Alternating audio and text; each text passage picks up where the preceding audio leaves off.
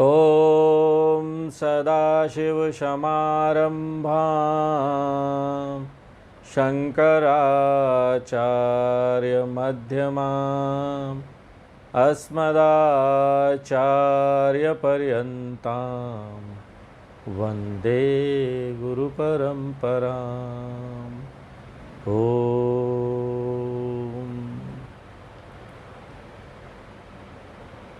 राम जी ने शिव भगवान का धनुष तोड़ दिया और जनक जी की जो प्रतिज्ञा थी वो भी पूरी हो गई और जनकपुर वासियों की जो इच्छा थी कि राम जी का विवाह सीता जी के साथ ही हो वो भी पूरा हो गया।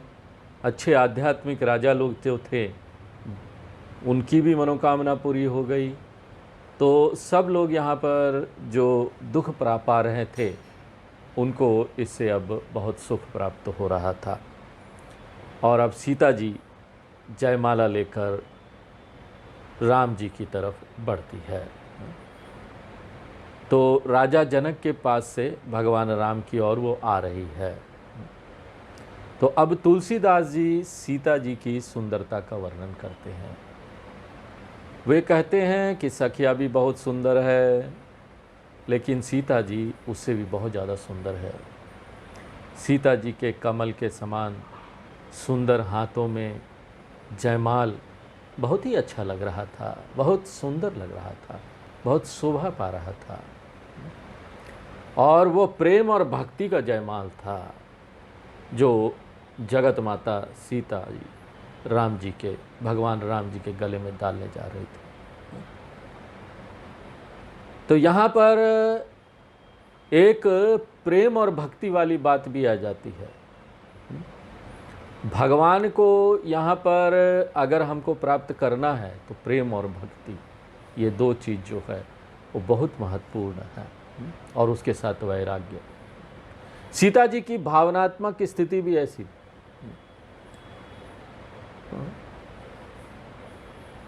और यहाँ पर हम एक चीज़ और देखते हैं कि सीता जी अपने गुरुजनों को देखकर ऊपर से संकोच से ग्रसित दिख रही है, लेकिन मन में भक्ति, उत्साह, प्रेम भरा पड़ा है।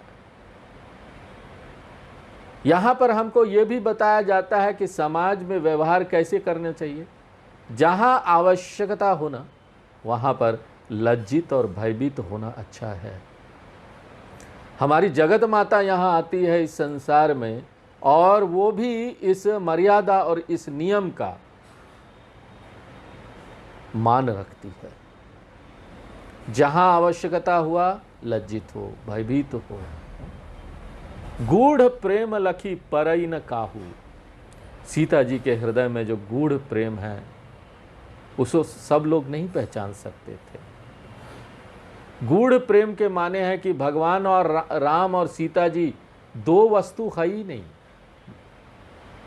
ये तो आत्मा और परमात्मा का, जीवात्मा और परमात्मा का मिलन था, जो कि भक्ति, प्रेम, वैराग्य जैसे साधनाओं के माध्यम से ये पूरी होती है। ये मिलन था जीवात्मा और परमात्मा का। तो सीता जी अब भगवान राम के निकट पहुंच गई और भगवान राम को निकट देखकर राजकुमारी एकदम चित्र के समान, जैसे कोई चित्र होता है ना, उसके सामने अचल खड़ी रह गई। यहाँ भी देखिए हमको आध्यात्मिक सूचना प्राप्त होती है कि जब व्यक्ति अपने हृदय में साक्षी तक पहुंचा, साक्षी को उसने अच्छी तरीके से आत्मसात किया और देखा, अपने चित्त को परमात्मा में लगाया, तो चित्त भी अचल आत्मा को पाकर एकदम शांत हो जाता है। चित्र की तरह शांत हो जाता है। चित्र में कोई हलचल नहीं है, उसी तरीके से शांत हो जाता है। कार्य सब चलेगा, यहाँ पर कार्य रुकेगा नहीं। अगर हम चित्र से तुलना कर रहे हैं तो ऐसा भी लोग सोच सकते हैं कि वे चित्र जैसा हो जाएंगे, कुछ कर ही नहीं रहे हैं, आत्मा परमात्मा से मिल गया। नहीं, यहाँ सभी कार्य चलेंगे, लेकिन कार्य किसका है? इस शरीर का है। गुणा गुणेषु वर्तन्ते, ये शरीर इस जगत के साथ व्यवहार करेगा, वर्तनते करेगा। एकाग्रचित्त होकर भगवान में मगन हो गए। गीता में यही बात कही गई है, एकाग्र कैसे होना है भगवान के प्रति। 6 अध्याय में हमने देखा था, यथा दीपो निवातस्थ नेंगते सोपमा स्मृता। 6 अध्याय का 19वां नंबर श्लोक है। योगिनो यत चित्तस्य युंजतो योगमात्मनः।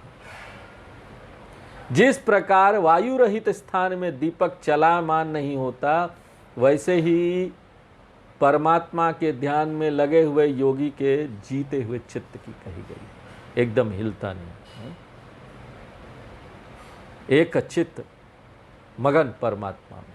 सीता जी ऐसे ही हो गई थी। श्री रामचरितमानस सिर्फ एक अवतार की कहानी नहीं है कि भगवान अवतार लेकर आए ना, इसमें तमाम आध्यात्मिक रहस्य जो है ना वो खुलता है और किसी न किसी उदाहरण और व्यवहार के माध्यम से खोला जाता है कि आपके चित्त में बैठ जाए, याद रह जाए। अब वो इस तरह से एकटक देखने लगी कि सीता जी को हिलाकर सखियों ने कहा कि आप ऐसे खड़े क्यों हो, जयमाला डालिए भगवान के गले में, पहना दो भगवान राम को ये जयमाला भक्ति और प्रेम का। सखियों के इस प्रकार कहने से मानो सीता जी की समाधि भंग हुई।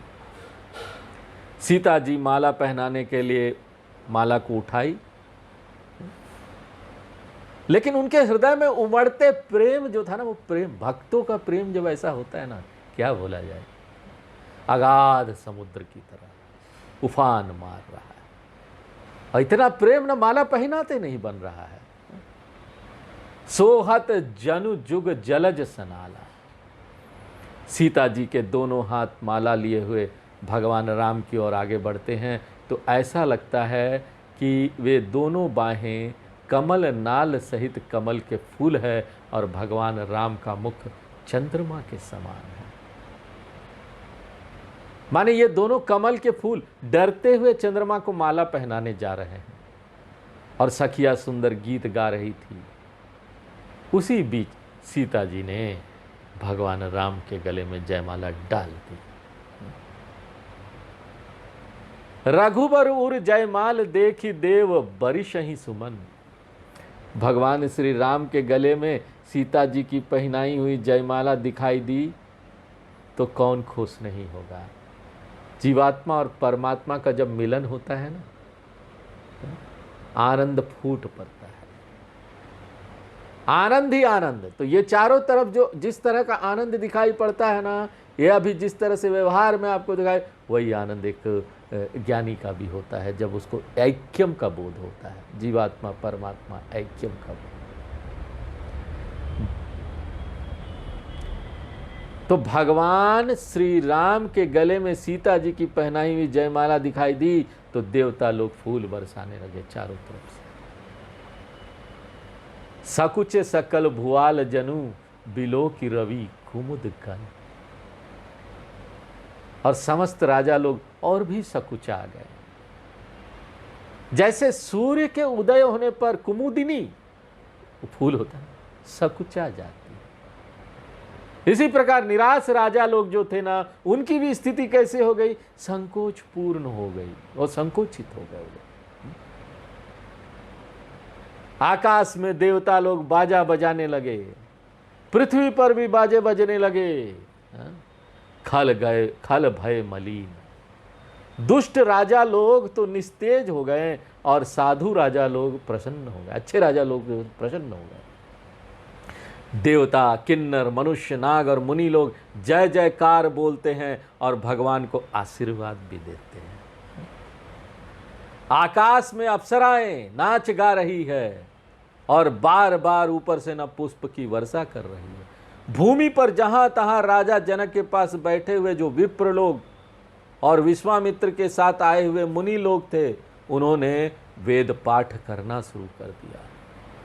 और बंदी मागध सूत आदि जय जयकार करते हुए कुल और कीर्ति का गान करने लगे। महीपाताल नाम जसु व्यापा, पृथ्वी से लेकर पताल और स्वर्ग तक सब जगह भगवान का यश कीर्ति छा गया कि भगवान राम जी ने शंकर जी का धनुष तोड़ दिया है और सीता जी ने भगवान राम का वरण कर लिया है।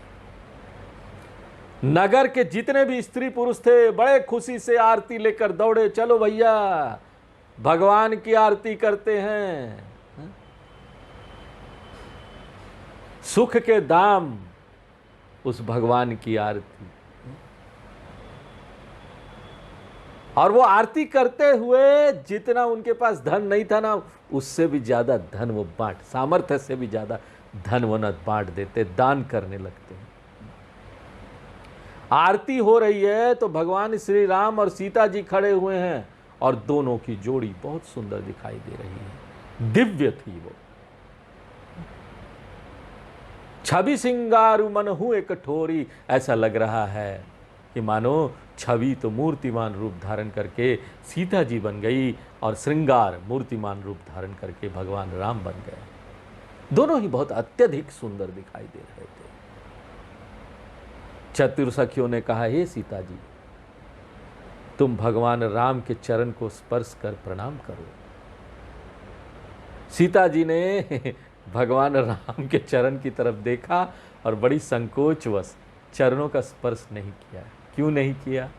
उनको याद आ गया कि गौतम की पत्नी अहिल्या का स्मरण आ गया कि उन्होंने चरण स्पर्श किया था तो क्या हुआ था, मुक्त हो गई थी। चरण की धूली लगाई, मुक्त हो गई। भगवान के चरण की धूली से कौन मुक्त नहीं होता है। सीता जी को संकोच हो रहा था कहीं वो भी मुक्त ना हो जाए। पैर छूते ही स्वर्ग को चले गए, मतलब मुक्ति हो गए। तो विवाह कैसे होगा? यहां तो विवाह होना है। मन बिहसे रघुवंश मणि, प्रीति अलौकिक जान। सीता जी के मन की बात समझकर भगवान राम बड़े मन ही मन हंसे। राम जी अंतर्यामी, वो तो मन की बात समझ जाते हैं ना। तो इस प्रसंग को आध्यात्मिक दृष्टि से देखें तो जैसे अहिल्या तो भगवान के चरणों का स्पर्श पाकर मुक्त होकर अपने लोक को चले गई, परंतु भक्त लोग ना भगवान का साथ छोड़ना ही नहीं चाहते। वो बोलते हमको मुक्ति नहीं होना। हा? आनंद आ रहा है अलग ही रह के, एक सामने मेरे भगवान है, मैं भक्त हूं। वो भगवान के साथ एक होना नहीं चाहते, वो तो भगवान के नजदीक रहना चाहते, परमात्मा के नजदीक, लेकिन उनसे अलग बने रहो और परमात्मा के आनंद को प्राप्त करते रहो। इसी प्रकार सीता जी चाहती थी कि भगवान राम के आनंद की अनुभूति होती रहे, क्योंकि यहाँ पर ऐसे भी भक्त लोग हैं, उनको भी तो यहाँ शिक्षा देना था ना कि भक्ति कैसी होती है। ये तो लीला चल रहा है, देखो ना, राम और सीता जी लीला कर रहा है। ऐसी भी भक्ति होती है सीता जी का जैसे राम जी के प्रति था, अलौकिक प्रेम। और ऐसे अलौकिक प्रेम को अंतर्यामी पहचान जाते हैं। हमारा भी मन में ऐसा प्रेम होता है ना, तो ये मत सोचो भगवान नहीं जान रहे हैं। जैसे हमारे मन में प्रेम उमड़ता है ना, भगवान जी को पता चल जाता है। हे प्रेम, अच्छा मेरे भक्त के मन में मेरे लिए प्रेम आ गया, वाह क्या बात है, आओ आओ भक्त आओ रे।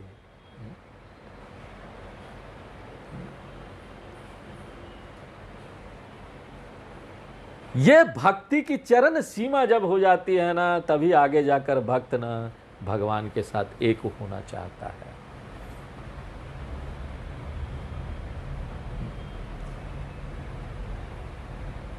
और वही हर एक मनुष्य का यहां पर अंतिम लक्ष्य है। लेकिन अभी नहीं, अभी तो लीला चल रहा है। राम अलग, सीता जी अलग है, ये लीला का भी अपना आनंद है। भक्त और भगवान अलग अलग। अब देखिए, राजा लोग वहां पर कुछ दुष्ट राजा भी थे। सीता जी को देखकर कुछ राजा लोग के मन में इच्छाएं जाग उठी। लोभ, लोभ आया कि धनुष तो हम तोड़ नहीं पाए, परंतु सीता जी को इनसे छीन लेते हैं। देखिए, जब व्यक्ति मोहित हो जाता है ना, उसका अपना कितना दम है ये भी नहीं पता चलता।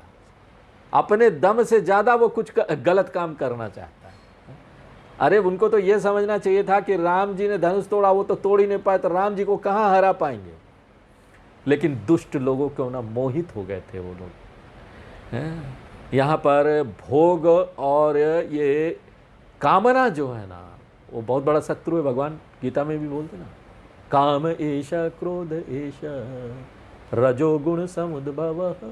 ये रजोगुणी लोग, इनके मन में ये तीव्र कामना थी, और तीव्र कामना से उनके बुद्धि भी भ्रष्ट हो गई। वो भी नहीं पता चल रहा है कि कितना ज्यादा उनमें दम है। दम तो कुछ भी नहीं था। तो दुष्ट कपूट मूढ़ राजाओं के मन में बहुत क्रोध आया।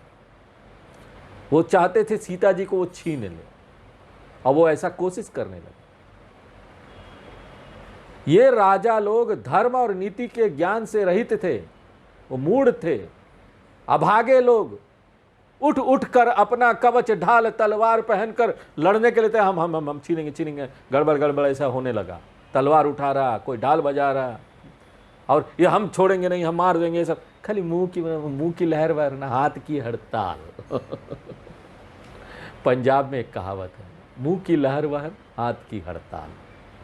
यानी व्यक्ति मुंह से तो बहुत बोलता है, लेकिन करता कुछ नहीं, बैठे रहता है। वो बोलेगा हम ये कर देंगे, हम वो कर देंगे, हम ये भी करेंगे, हम वो भी करेंगे, करता कुछ नहीं।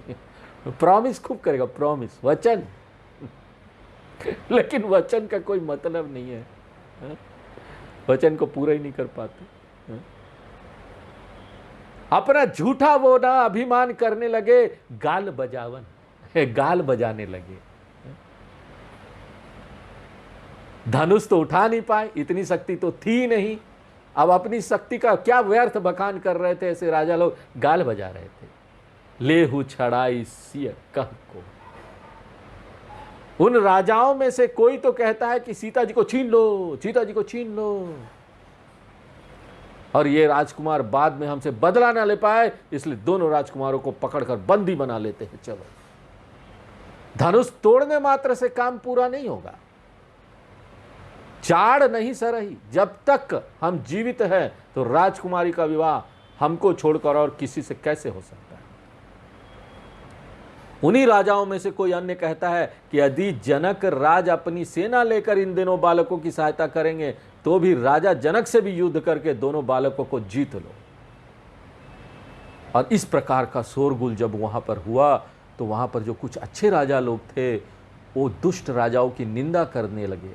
वो कहते हैं राज समाज ही लाज लजानी। ये जो राज समाज है ना हम लोगों का, उसको इन लोगों ने ना लज्जित कर दिया। इनको लज्जा नहीं आ रही है। अरे अपनी हार स्वीकार करो जब तुम हार गए हो तो। किसी भी चीज को इस संसार में ना, जो देखो अपरिहार्य थे, दुष्ट लोग स्वीकार नहीं करते हैं, और जो अच्छे लोग होते हैं ना उनको पता है जो नहीं हो सकता हम उसको स्वीकार कर लेना। बाबा क्यों उससे भिड़ने को जा रहे हो। कई चीजें देखो यहां पर सत्य है।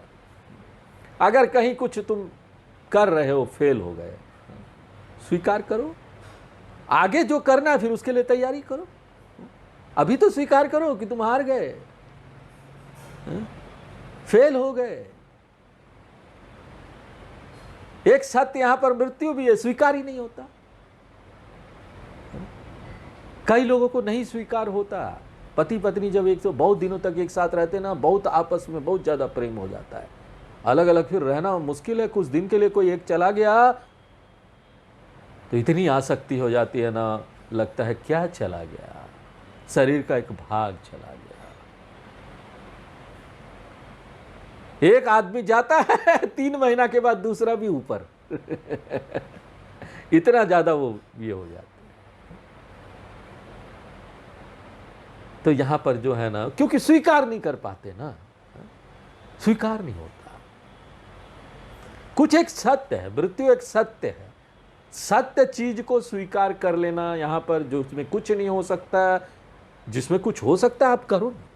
ऐसी परिस्थिति आती है ना, अपरिहार्य हेरते, यहां पर कुछ ऐसी परिस्थिति आ रही है जिसमें कुछ हो सकता है, करो। अगर किसी उसमें कुछ नहीं हो सकता है ना, तो माथा नहीं बोड़ो, स्वीकार करो। और इसमें आपको बड़ी गूढ़ बात हम बताते हैं कि यहाँ पर ये हम तो बोल दिए आपको कि जिसमें कुछ नहीं हो सकता स्वीकार करो, और जिसमें कुछ हो सकता है करो।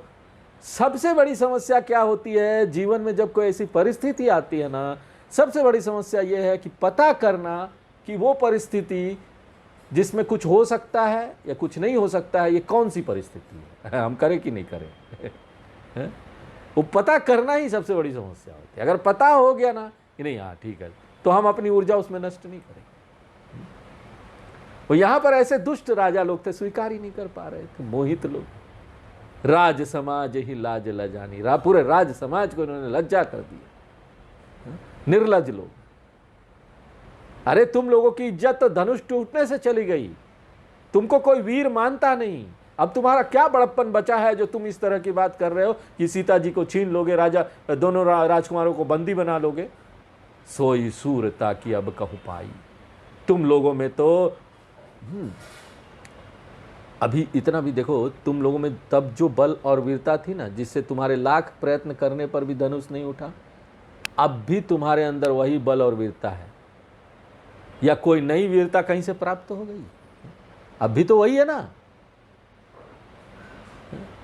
तुम लोग इतनी तुच्छ बुद्धि के हो, तभी तो विधाता ने तुम्हारे मुख पर कालिख पोत दिए। ऐसी बात कर रहे हो हमारे भगवान के लिए, है? हमारी जगत माता के लिए छीन लेंगे, कैसे छीन लोगे? देखो राम ही नयन भरी, तजी ईर्षा मधु को हूँ। अब ये साधु राजा लोग उन दुष्ट राजाओं को समझाते हैं कि तुम अब ईर्ष्या, अभिमान और क्रोध छोड़कर भगवान राम को नेत्र भर देख लो। माने अपना वैर भाव छोड़कर अपने में भक्ति भाव लाओ। यहां पर देखिए, ये बात देखिए समझ में आता ना कि भगवान यहां अवतार लेकर अपनी महिमा को प्रकट भी कर देना, जैसे यहां उन्होंने धनुष तोड़ दी, तो भी यहां पर अज्ञानी और भाग्यहीन लोग हैं जो ना भगवान को पहचान नहीं पाते। देखो ना, भगवान राम, कोई सोच सकता वहां पर ऐसे लोग थे जो उनके विरुद्ध खड़े थे? तो ऐसा संभव ही नहीं ना कि संसार में सब लोग परमात्मा को मान ले और उनकी ओर आकर्षित हो जाए। इसलिए संसार में बहुत थोड़े से लोग होते हैं जो परमात्मा को प्राप्त करने का प्रयत्न करते हैं। कश्चिद यतते, भगवान गीता में बोलते हैं, मनुष्यानाम सहस्त्रेषु कश्चिद यतते। कितना बड़ा पुण्य है कि हम समझ गए कि हमारा अस्तित्व ईश्वर के बिना कुछ नहीं। जब तक हम ईश्वर से नहीं जुड़ेंगे, हमारी समस्या नहीं खत्म होने वाली। हम इस संसार में भुगतते रहेंगे, रोते रहेंगे, भयभीत होते रहेंगे, झुंझलाते रहेंगे, तनाव में रहेंगे। और ऐसे लोग इस संसार में रहेंगे, उनको आप बोलते रहिए कि तुम्हारी ये समस्या आई है ना, लो चलो जप कर लो, भगवान की तरफ मुड़ो। तो यहां पर देखिए, इसलिए ना सब लोग भगवान की तरफ आते नहीं हैं। इसलिए आप लोग सत्संग कर रहे हैं अभी, तो आप लोगों से लोग मार्गदर्शन पूछेंगे। बाकी घर के लोग हैं तो आप लोग बड़े सत्संग करते, कोई समस्या है, कोई परिस्थिति आए, तो ऐसे लोगों को ना आप कोई जप बता दीजिए, भगवान की तरफ मोड़ दीजिए। उनके जीवन में कोई त्रासदी हो जाती ना, कोई घर में कोई मृत्यु हो गई, कुछ हो गई, उनको ढांढस दीजिए, उनको हिम्मत दीजिए। उनको आप ये मत बोलिए है आ जाओ, ये सब कुछ नहीं है, गीता में आ जाओ, क्या रखा है सब, तुम देखो डर तुम्हारा चला जाएगा, ये कुछ नहीं सुनेंगे। उनको ढांढस बनाइए, उनको हिम्मत दीजिए और उसको ना भगवान की तरफ मोड़ दीजिए। कोई एक मंत्र दे दीजिए, ओम नमः शिवाय का जप। जो भी इष्ट देव उनके होंगे, कोई भगवान होगा, महामृत्युंजय मंत्र का जप, ये लो, ये मंत्र का जब इतने तुम्हारी समस्या सुलझ जाएगी। और सचमुच में ये मंत्रों में इतनी शक्ति है ना कि वो समस्या सुलझ जाती है। वो व्यक्ति करेगा ना धीरे धीरे इसमें जप, और जब मुसीबत आती है ना तो व्यक्ति कुछ भी करने को तैयार होता है। आपके लिए भी ये अपॉर्चुनिटी, अवसर है कि उसको भगवान की तरफ मोड़ दे। तो आप उसको ये सुझाव दे दीजिए, बाकी तो उसके ऊपर है। ऐसा व्यक्ति जो अभी तक कुछ भी नहीं कर रहा था, भगवान को अगरबत्ती तक नहीं जला रहा है, उसको ये सुझाव दे दीजिए, देखो तुम्हारी मुसीबत आई है ना, सुलझ जाएगी, ये लो जप करो। तो यहां पर ना संसार में ऐसे लोग होंगे जो परमात्मा को नहीं मानेंगे, उनकी ओर आकर्षित नहीं होंगे। ये साधु लोग उन राजा लोगों को समझाने के साथ साथ भय भी दिखाते हैं कि तुम युद्ध करके देख लो, तो भगवान राम के छोटे भाई लक्ष्मण जी ही तुमको मारने के लिए ना काफ़ी है, किसी और को आना नहीं पड़ेगा। लक्ष्मण जी ऐसा क्रोध करेंगे ना, तुम्हारे सामने अग्नि जल जाएगी और पतंगे की तरह तुम नष्ट हो जाओगे, कुछ करना नहीं पड़ेगा। बेन तय बलि जिमि चह काबू। सज्जन राजा लोग आगे बड़ी शिक्षा की बात बोलते हैं। वो क्या बोलते हैं? वे दुष्ट राजा लोग से कहते हैं कि तुम्हारा सीता जी को प्राप्त करने की इच्छा रखना वैसे ही है जैसे कि गरुड़ की बलि को कौवा चाहे। माने क्या हुआ कि गरुड़ की पूजा कर कर पूजन सामग्री गरुड़ को दी गई। गरुड़ की पूजा हुई और पूजन सामग्री गरुड़ को दी गई, तो गरुड़ की बलि है वो। बलि माने पूजन सामग्री दी गई, वो बलि है। अब गरुड़ की उस बलि को कौवा छीनने को कहे, कितना मूर्ख वाला बात होगा।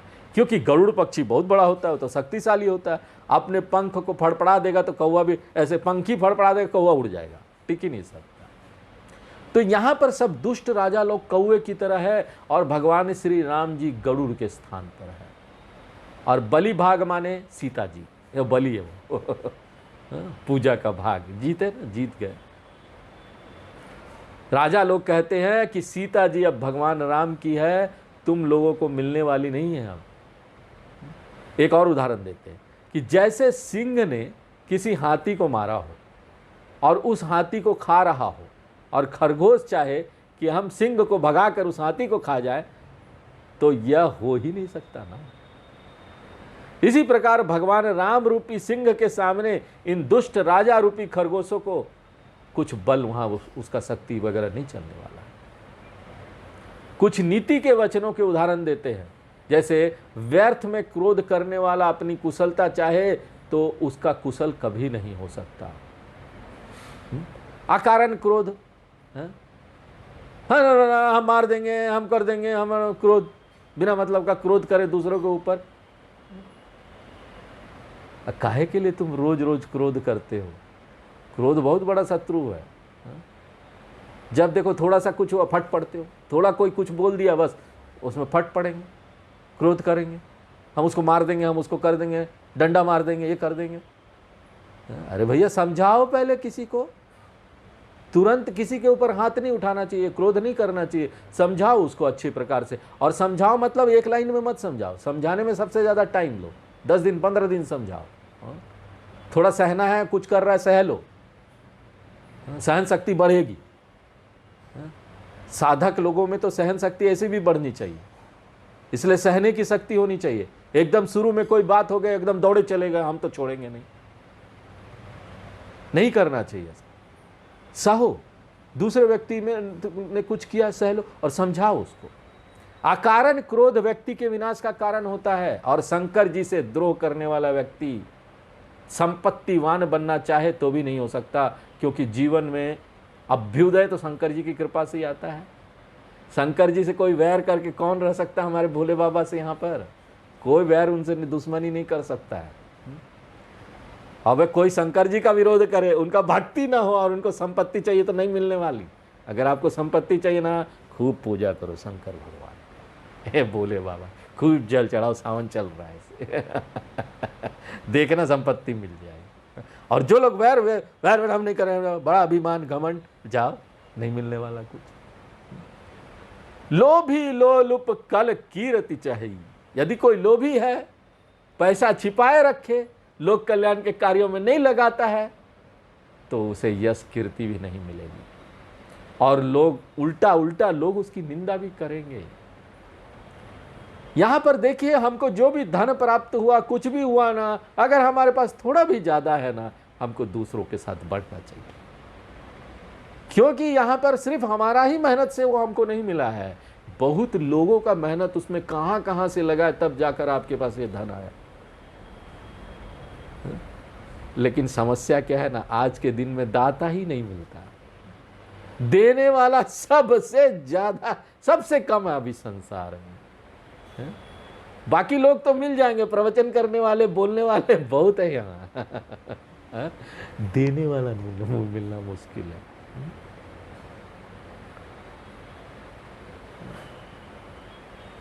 लोलुपता है ये, कि जो कुछ प्राप्त हुआ है उसकी प्राप्ति से संतुष्ट न होकर व्यक्ति और प्राप्त करना चाहे।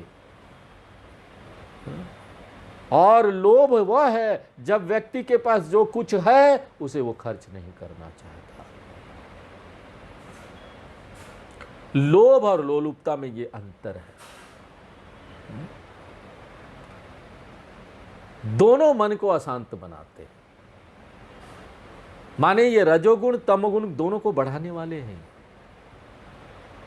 रजोगुण में हम बहुत कार्य करना चाहते हैं, थोड़ा भी समय ध्यान भजन भगवान की तरफ अपने आप को नहीं लगाएंगे, हर समय 24 घंटे काम कर रहे हैं, शाम को 1 घंटा और मिलेगा तो चलो उसमें भी कमा लें, कहाँ कौन सा प्रोजेक्ट चल रहा है, अरे भैया थोड़ा बैठ के भगवान का नाम भी ले लो। तमोगुण में आलसी है, वो तो पहले काम ही नहीं करना चाहता, कोई काम दूसरा को ढूंढेगा, कौन उसका काम कर देगा, कोई ना कोई बहाना बनाएगा, बहाना बना के दूसरा को काम देना चाहेगा। हमसे नहीं होता है। देखो ना, हम बैठे हुए ना, पानी ला के दे दो ना जरा, थोड़ा पाँव में दर्द है, क्या करे, कोई दर्द उर्द नहीं है, अरे दर्द है तो क्या है, उठ के जाओ ना, सामने ही पानी लेना, वहां बहुत दर्द है, बहुत दर्द है, थोड़ा पानी ला दो ना। तमोगुण, आलसपन। और मन को अगर शांत रखना है ना, अपने अंदर सत्व गुण बढ़ाना चाहिए। और सत्व गुण बढ़ाने के लिए व्यक्ति को अच्छे काम करने पड़ेंगे, सात्विक कर्म करने पड़ेंगे, दान दीजिए, धन को अच्छे कार्यों में खर्च कीजिए, इससे आपको यश कीर्ति प्राप्त होगी और आपका भलाई होगा भैया, मन की चंचलता दूर हो जाएगी। तो ये धन के प्रति एक शिक्षा हो गई। इस प्रकार जो कामी व्यक्ति होते हैं ना, वे निष्कलंक नहीं होते। इसी प्रकार है राजा लोग, तुम्हारे द्वारा सीता जी को प्राप्त करने की इच्छा करना लोभ और लोलुपता है, तुम्हारे मानसिक विकार का ही लक्षण है। इस विकार के कारण तुम्हारी बदनामी भी होगी, और जो तुम इस प्रकार कामनाओं से ग्रसित हो रहे हो, ये भाव तुमको कलंकित कर देगा। इससे तुम भगवान राम का विरोध भी करोगे, और हरिपद विमुख परम गति चाहा, हरिपद विमुख परम गति चाहा। भगवान का विरोध करके उल्टा जाकर क्या तुमको मुक्ति मिलेगी? कभी नहीं मिलेगी, कभी नहीं मिलने वाली।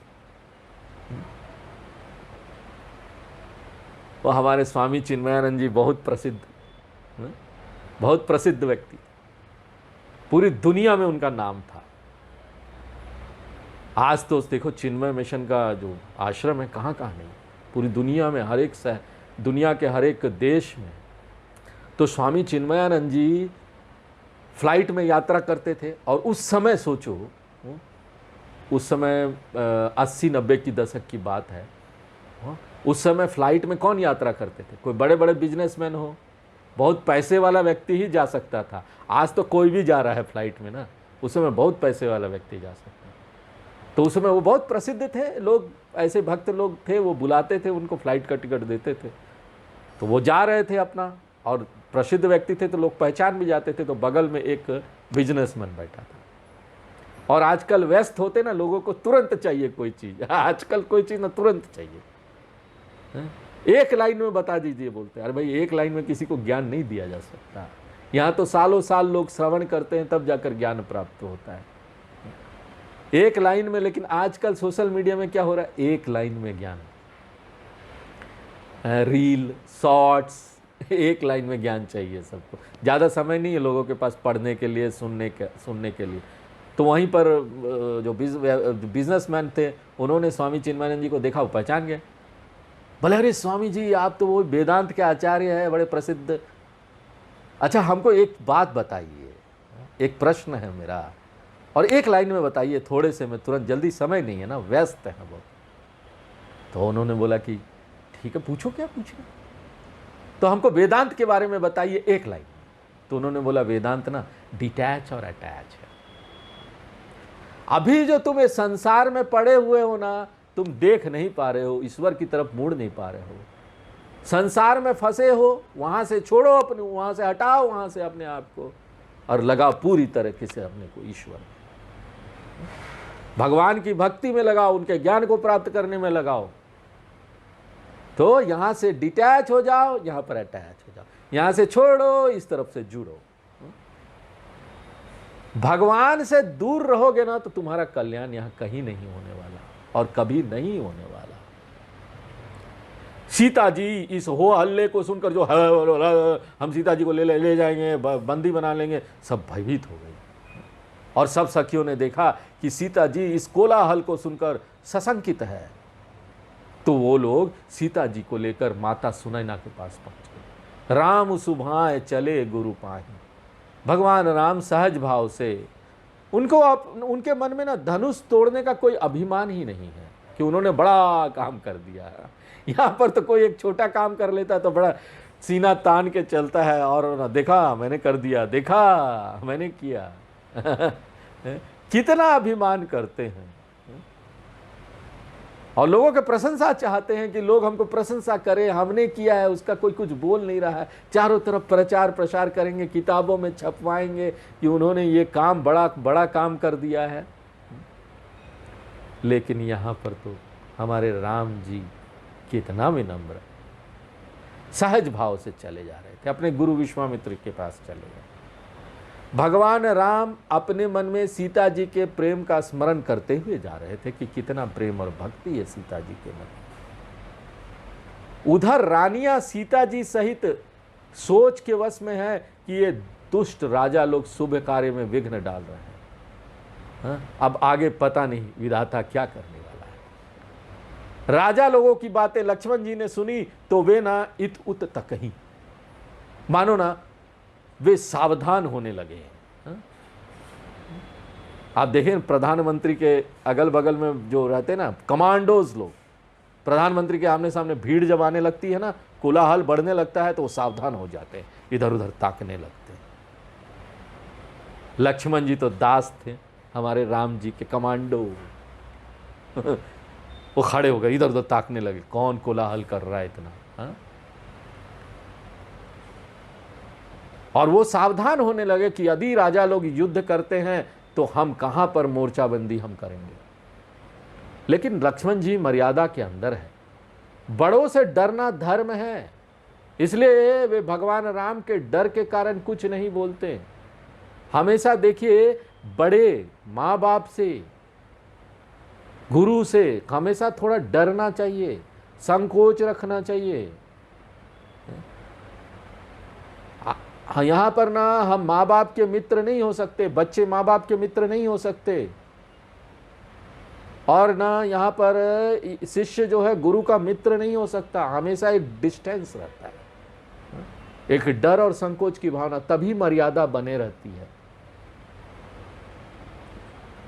अरुण नयन भुकुटी कुटिल चितवन निप्रहन सकोप।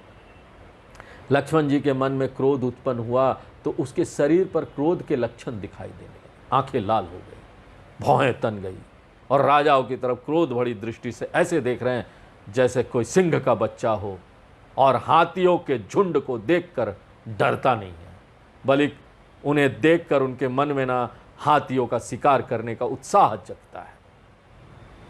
छोटा सा सिंह इतने हाथियों का शिकार करेगा, उत्साह। ऐसे ही लक्ष्मण जी के मन में उत्साह आ रहा है कि इन सब राजाओं को नियंत्रण में लाने के लिए इन्हें लगता है कुछ शिक्षा देनी ही होगी। तो आज यहीं विराम देते हैं, आगे फिर हम लोग देखेंगे अगले क्लास में कि लक्ष्मण जी क्या शिक्षा देते हैं उनको। पूर्णमदः पूर्णमिदं पूर्णात् पूर्णमुदच्यते पूर्णस्य पूर्णमादाय पूर्णमेवावशिष्यते। ओम शांति शांति शांति।